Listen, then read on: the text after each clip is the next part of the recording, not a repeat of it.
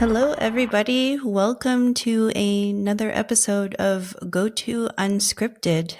This time, I am Adrienne Braganza, a author of Looks Good to Me and a senior developer advocate at Viam Robotics. And I'm here today with Saša Jurić. Saša, would you introduce yourself? Yes, thank you. My name is Saša, and I am independent Elixir mentor, freelancer, helping people work with Elixir in production. And I guess the topic that we settled on for today is going to be about pull requests, right? And Adrienne humbly omitted that you wrote a book about pull requests, right?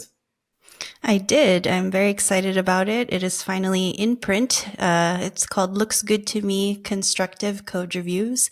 And it's 2 years of my life that I put into this book, basically trying to show developers that pull requests or code reviews in general can be so much better than what we may have experienced. So, I had the pleasure of reading the book recently, and I have to say it's a wonderful book. It's something that, thank as you. far as I know, does not exist in the space of technical literature.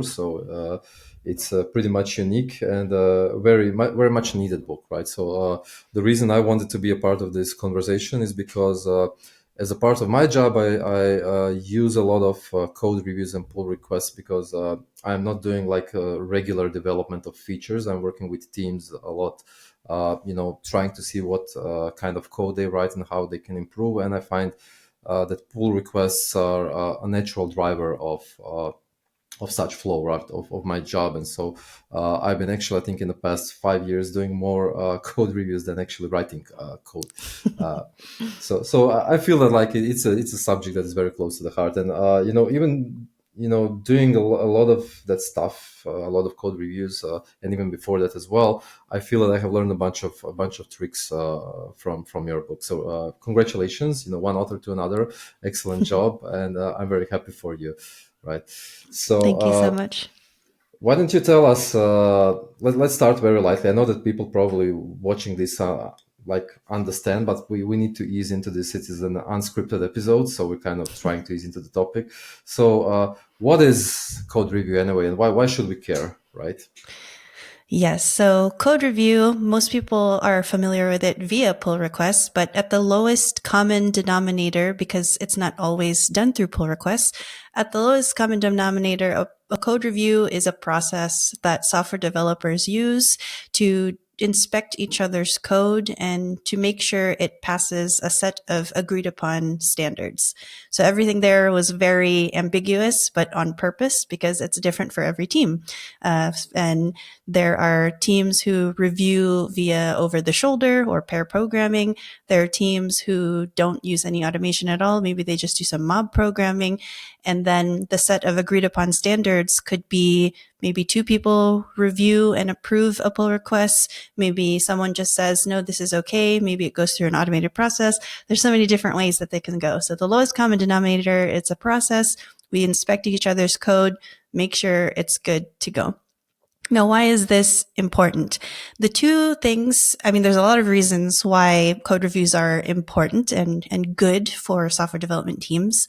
But the two that I like to call out and I wrote about in the book was that number one, it tends to develop better applications, whether that's because you have another set of eyes looking at the code to maybe point things out that you may not have seen before, whether that's you're running automations to double check that there are silly things like formatting or syntax issues or something like an early return, things that we may have missed initially. Those can be removed, and ideally we find these things before we deploy this code out.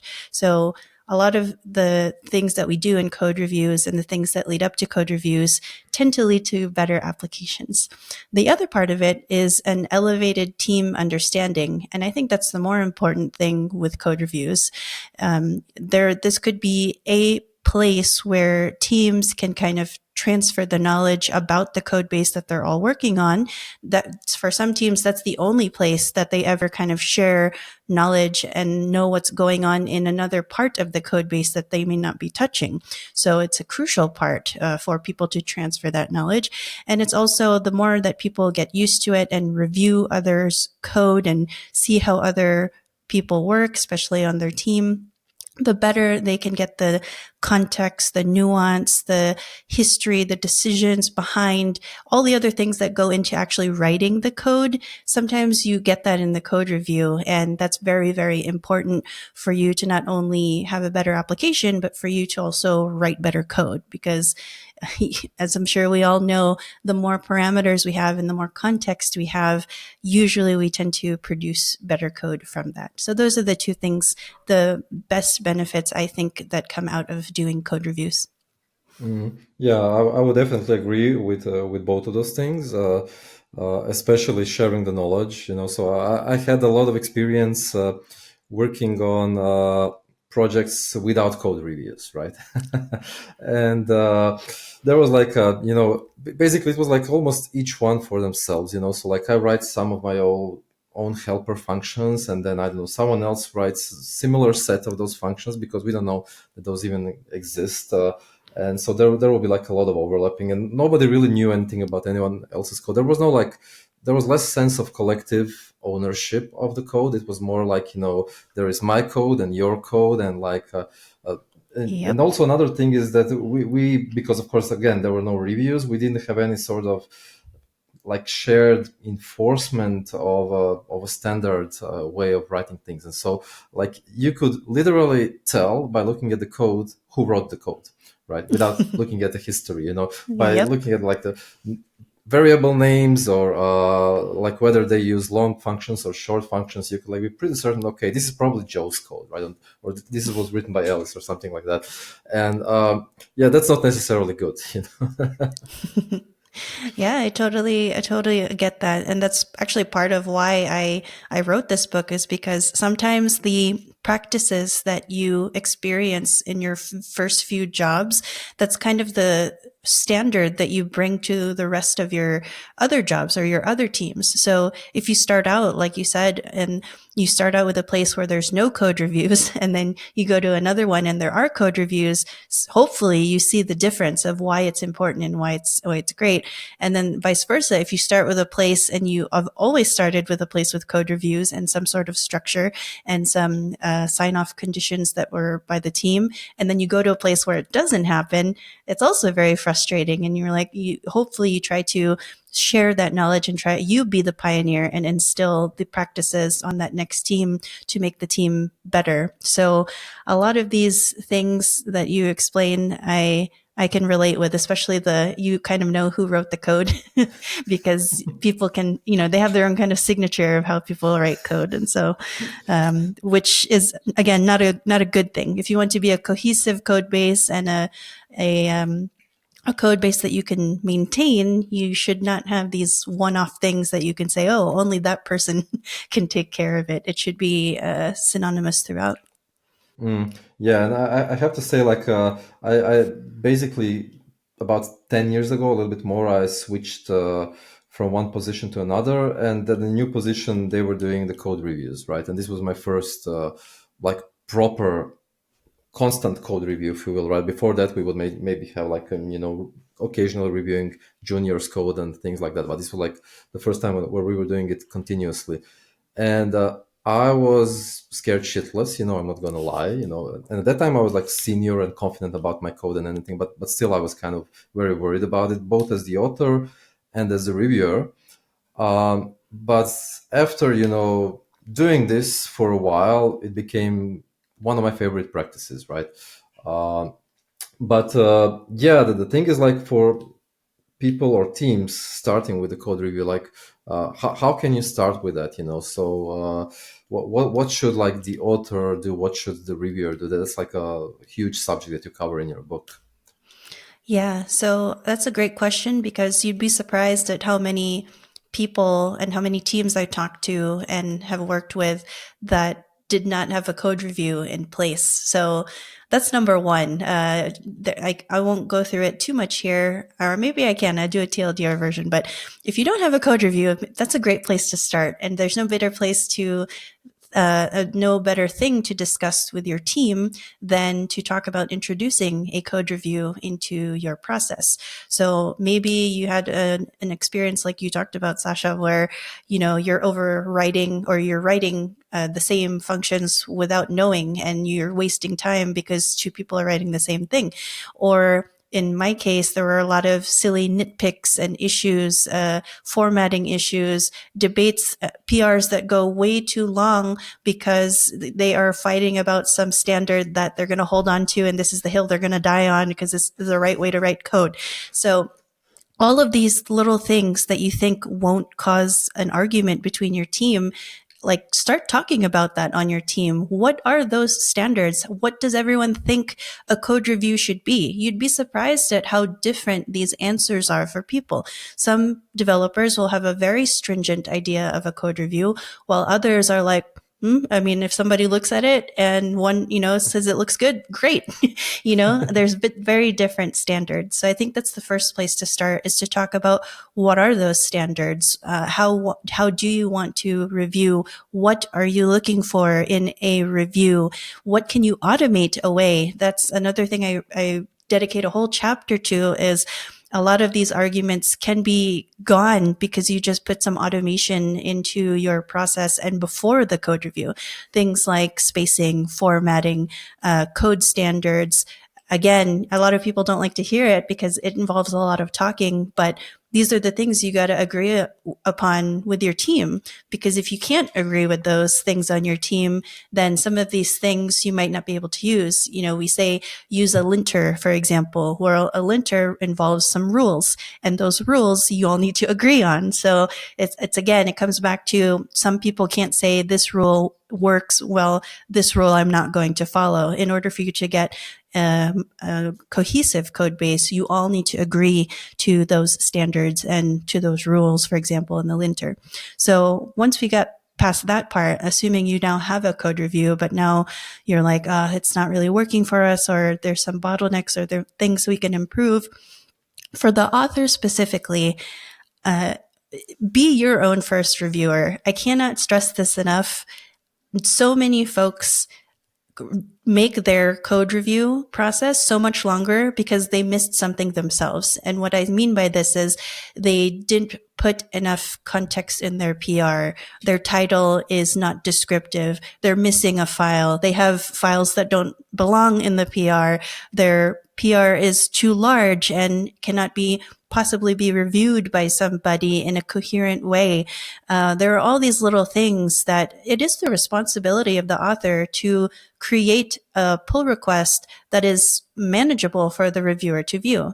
And the better that you have the information, the context, and just imagine you are going to be the reviewer of that PR. Would you be able to review it? Would you need to talk to yourself, call you, ask you questions, or is everything pretty much there and self-explanatory? You want to get to that state of self-explanatory and have everything in the PR so that the reviewer can do their job. Another thing for authors, there's a lot of things, but the one thing I'll call out is do not take feedback personally. So myself included, when I had my first code review, I was very self-conscious and I was very worried because I feel like this is a critique, right? I'm working so hard on this code. I think it's good code. And then I'm just going to get critiqued and shit on and like, this is terrible. You're not supposed to do this. There's a way to give critique back that's on the reviewer. But if you do have constructive criticism or comments on your review, just as we're asking the reviewer to keep it objective, we also need to be objective and not assume we're being attacked, that we're just getting feedback because it's an opportunity to improve our code. It has nothing to do with us. It just has to do with the code. So that's another thing I say is don't involve yourself in there. Has any of that ever, before I go into the reviewers, have you felt any of that at all, Saša, in your career? Oh, yes. I think that, so it feels to me that in a lot of the culture in development is that the task of author is to implement a feature and hand it off, Hmm. and Here you this go. leads It's no to longer my problem. exactly right. And then the reviewer is going to make some comments, and the author is going to address them, and it's all good. Then, yeah, no, and this leads to, I think, like two major problems from my point of view for efficient and nice reviews are overly large pull requests and in general unorganized pull requests, which are kind of not split into commits, right? Which I think you mentioned as well in your book. You touched on the topic, right? So we often conflate implementing a feature with a single pull request. And that doesn't really have to be the case, right? So you can split it into multiple pieces. And I usually do this not up front necessarily. I just kind of start coding. And then at some point I think, okay, this seems to be dragging on and I'm nowhere near finish. And I'm going to look at my history and I see what can I carve out and submit for like some well-shaped review, so I don't hand you off like thousands of lines of code, right? And I think you mentioned something along the lines of a few hundred lines of code, preferably, which is something I agree on. And I'm not a fan of these sizes because obviously there are going to be exceptions, like you make a global code-wise search and replace or something like that. And there are going to be some cases where it makes sense to have a larger PR, but mostly it should be small, something which is reviewable within like 5 to 20 minutes, depending on whether you actually have some comments or not. And my main message to wider community based on my small experience is like, make small PRs, split the feature into small PRs. And another one is organize your commits to tell the story incrementally, right? So this is another thing, just people hand you off these single commits, right? And it tackles like 5 different things, like adding something, some changing the database structure, adding some business logic, doing some refactoring along the way, and it's all kind of crammed into that single thing, and it's very hard to understand, right? So I'm reading like few lines and they make one type of change, and then I read some other lines of code and it's another type of change, and then the next file in the same commits is again about the first type of change, and my mind blows, and so I really cannot fathom all of this.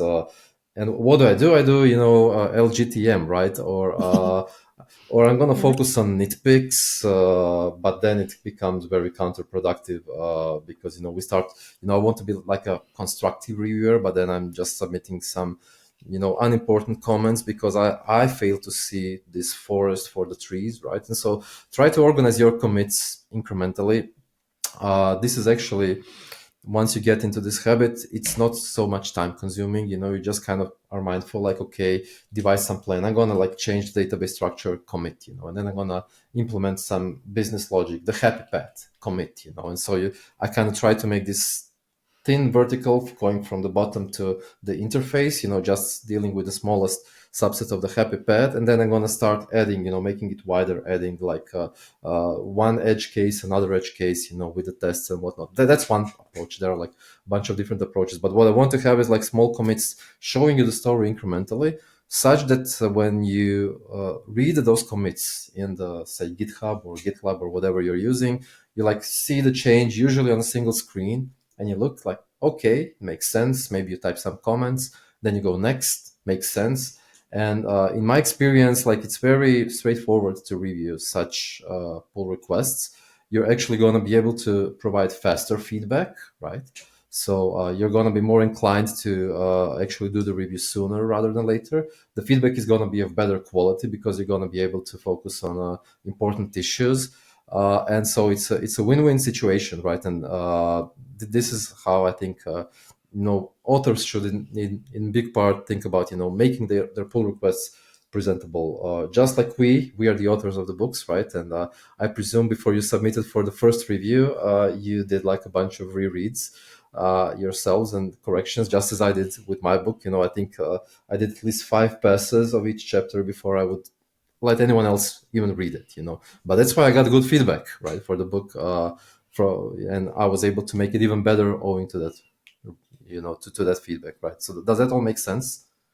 Absolutely. I'm happy that you brought up the fact that even you, someone like you, gets lost in a pull request that's too large because so much so that you're just like, well, I mean, I don't think I could possibly give a thorough review. There's too much to go through here. Or you have to try to make sense, give extra mental load to the reviewer to say, how does this make sense? How does this fit? So instead of focusing their time on reviewing and actually giving some good feedback, if there is any to give, now they're spending the time of putting the pieces together, trying to draw a spider web of connections and trying to understand it in the first place. So I totally agree with you that that is another thing that authors definitely should try to focus on is the smaller, the better. Obviously, there are exceptions, but even if they are large, that's all the more to put the reason why it's large and why it is the exception. But other than that, do it incrementally, do it story wise. It's not even just for the reviewer. In the future, when you go look back at this, or you may need to work on this again, you can now see the evolution of your code and fully understand, oh, okay, this is how we made this change. This is why we made this change. And it's a little bit easier for you to understand in the future for yourself. So it's not just the reviewer, it's yourself as well. But yeah, everything that we've been talking about is just, it could be summed up with that. Make your reviews smaller. Just make them smaller and it will all be okay. Yeah, and as a very important message here is that be aware, and I think you mentioned even in the book, if I remember, that there are like more reviewers than there are authors, right? So there is one author, and usually you would expect at least 2 approvals in a at least moderate team, right? But even if it's just one, still you might expect multiple people to read this thing. So whatever time the author loses to organize this pull request is going to be saved for multiple people and for the team in general, right? Absolutely. And to the book analogy that you made, when I was going through my chapters, I would go through them, but I would do them in very specific categories, which to me is the equivalent of doing small pull requests. So for example, right before I'm about to send my chapter back, I first do 1 check, spelling and grammar. That's like formatting, syntax issues, right? Get those out of the way. Automated also. I'm not going through them one by one. Automate that stuff. Then number 2, go through and actually read through and read the flow of every single paragraph. Is it making sense? Am I rereading something because it's not making sense? Is it too long? Are there some sentences that are too long? Do those types of checks. Then try to go through again. Are there any code samples or technical things that I'm explaining? Do they make sense? Are they matching? Then another category is if I do refer to figures, are the figures there? Are they the correct figures? Are they in the right place? Are they labeled correctly? Is the subtext or subtitle of the figure correct? So doing it and chunking it in that way is so much easier to understand for a person, an author, anyone, a human to do. And it's the same in a code review. And you're able to give the reviewer something small, something concise to focus on. It's much easier for them to critically think about it and look at it and give that feedback that we're all looking for. Exactly. So you mentioned that, again, I'll bring up the fact that if it's too large that we're just like, okay, looks good to me. We kind of, I know I've done it. I'll admit it. Before when I've gotten pull requests that are that long, I'm like, I trust you. I trust my colleague. Looks good to me. And so that's a great place to bring up what reviewers should do. And even though it's so tempting to do this, we should not. The one thing I will say is, the one part of it is you should not be afraid to send those large PRs back to the author. That's number 1. So if you receive something or you're assigned and there's like 100 files or something that's crazy that you can't go and you yourself are getting confused, don't be afraid to send it back to the author and be like, can you split this up into something more cohesive? I can't understand it. That's fair. And then number 2, we also have a responsibility as a reviewer to actually review the pull request. So No. a lot of folks are just like, if it passes through my review, but there's a bug, it's the developer's fault. But nobody ever thinks, how did I miss that as a reviewer? And I think that's a mindset shift for reviewers to try to switch to, because if we're going to talk about collective ownership of a code base, then that's part of it. That's not blaming the developer because you did a really crappy review or a quick review, or you didn't even look at it and just rubber stamped it through. So that's now on you if something does go wrong. So that's one thing reviewers can be doing better. The other thing I will say, and I talk about extensively in the book, so much I dedicated a whole chapter to it, is how to write comments effectively. And to do comments effectively, you need to be objective, you need to have an outcome focused, and you need to be specific. I don't know how many times I've gotten comments where it's like, oh, I think there's something wrong here. And that's the only comment. I'm like, what am I supposed to do with this as an author? Now I'm spending time searching through, like, what do you want me to do? Other times, I've had the comments where they're really mean, like, oh, this is an idiotic way to do this. There are better ways to give constructive feedback. Or sometimes people try to give their version of, oh, I would have implemented it this way. And if you only give your way without any other reasoning, then as an author, I have full reign to be like, why is your way better than my way? You didn't give me any objective reasoning why your way is better. Is it faster? Does it align with code standards better? Do we do this in other parts of the code base? Give me something that helps justify why your way is better. Otherwise, it's just very subjective that you're pointing something out. So those are two things that I seem to find myself talking about a lot when it comes to reviewers is you have a responsibility too, and please just be nice to each other and give some justification when you're leaving feedback on a pull request. Yeah. So the snarky comments are probably like the pain point number one, right? Of all the reviews, and I'm hoping I didn't make those at all, hopefully, or very little. Trying to be nice, and I think it really helps, because when you get like that kind of comment, it really hurts you, and it's kind of hard to focus on, right? I do occasionally, and I'm gonna have to think about it. I do this thing of like, I would have done this like that. Although my job is kind of a mentoring and trying to teach people different way of using Elixir as a sort of a specialist of the language. So that's part of the reason. But that's fair. When I write that kind of comment, I typically say, and we should get back, I think, let's circle back on this thing. So I try to say like, okay, this is not mandatory. Your way is fine as well. This is how I would have done it. And so you can maybe take a pick, like I'm just sharing it out there. Because, and this is kind of a good question, really. Should I only leave comments which are completely actionable? So like, you will solve them, or you will say like, oh no, what you think is an issue is not an issue because of that. And but should I only leave those kind of comments, or is it fine if I leave some kind of side comments which kind of add to discussion? That is a great question, and I think that depends on the team. So in my opinion, this is where the things I call comment signals come into play.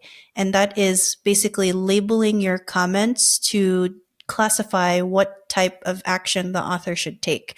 So, for example, on my team, we did needs work, which means this absolutely needs to change. This is an actionable comment. You need to take care of this. And then there's an optional comment or a possibility, or what was the tag that we called it? It was level up. Level up was a comment that we added, which you don't need to do it right now, but it could improve the code base at a later time. So those were the ones that we used on my team. So to answer your question, no, it doesn't always have to be actionable at the moment. And like we said, this is a place of knowledge transfer and knowledge sharing. So if you have something to share with the team that is applicable, just make sure you are specific about it, whether or not you need to act on it right then and there. Another way that you can classify comments like that are non-blocking versus blocking comments. So you basically say blocking and then you put your comment, like something very serious needs to be changed. You're not going to approve it. And then non-blocking, which again, that would fall under something like that, something that you would want to share that could be helpful for the author. So this is also very great for juniors, or in your case, because you are being asked to, in a consultant capacity, it makes sense to make comments like that. But as long as they know what kind of comment it is, I think that's the more important part. Yeah. Yeah, this is something that I've been thinking about myself, and I wasn't aware, but of course it makes sense that you have like this kind of practice of tagging the comments, right? Because what I would do is like I would make 20 comments, and of those maybe say 3 or 4 are really let's call them mandatory or something that needs addressing. But then I would, as a reviewer, have to go through the list of all these comments and, do the summary of this is what you actually have to address, and the rest is, optional, which, thinking back, I just should have made it immediately in the comment, like, okay, this is an issue, and this is kind of as an aside, so do with it what you will, right? I'm glad you still made a summary, though. That's nice. See, you put in some extra effort. Other folks don't do that. Now because when you think about it, let's say you receive 20 comments as an author and they're not tagged. You don't know. Now you have to go like, oh crap, now I have to go through and fix all of this. I know I always had a heart attack whenever I would get a bunch of comments on my pull request, because I automatically assumed that every single one meant I had to do something. I had to fix something. But in reality, it's like you said, there's only maybe 2 or 3 real actionable things that had to be done. The rest were just like, hey, this is good to know, or hey, this is something, an opportunity to improve for the future. Yeah. You can do it at a later state. Yeah, this can actually lead to like a feature creep or a scope creep, right? I think you actually mentioned this as one of the possible pain points, and I think I had this situation a few times in my career, both as the author and as the reviewer, which I probably shouldn't talk about publicly, but here we are. That like, you just add some comments and then the author addresses those comments, and it kind of, drags on and on and on. And just, starts being this monstrosity of a pull request, so that's like a one issue that can happen, right, with unfocused review. Absolutely. The thing for that, when it starts to go like even just 5, 6 comments back and forth in a thread between author and reviewer, that's where I'm like, just take it offline. Like, give a quick call, if you're in person, tap them on the shoulder and be like, hey, let's just talk this out really quick, or do a video call if you're remote. But almost always you will get more context, more resolution much faster if you just talk synchronously rather than asynchronously. Sometimes this is not possible. Like sometimes your teammates are in a time zone that doesn't allow you to do that, but I still think it is worth it to try to make that time to talk synchronously if you're just going over each other's heads and it doesn't make sense to you. Another one is if you have a comment and if you find yourself as a reviewer and you're writing a novel in one of your comments, that's a sign to just be like, don't try to put everything in your head in there. Just do a call, give a call, do it synchronously, because it's usually too complex. There's too much context that you're trying to fit, and it's just better to have that conversation. And then the other thing I'll add to that is anytime you have an offline conversation, please come back to the PR and just add another comment that says, what did you decide? Like, what was the outcome of your conversation? Because that helps so much in knowledge transfer. And like, if you talk about that, you and me, for example, and we don't add a comment back on our pull request, the rest of our team is not going to know what we talked about. The rest of our team is not going to understand, oh, that's why that decision was made, because Saša and Adrienne talked about it offline and this is what that's the conclusion of that conversation. So just adding a simple comment at the end that says, hey, Saša and I spoke offline. We realized we didn't actually have to do it in this way, so we're removing it because of XYZ. Done. Now the whole team is on the same page as you, and you do a better job of eliminating those knowledge silos that tend to happen. Yeah.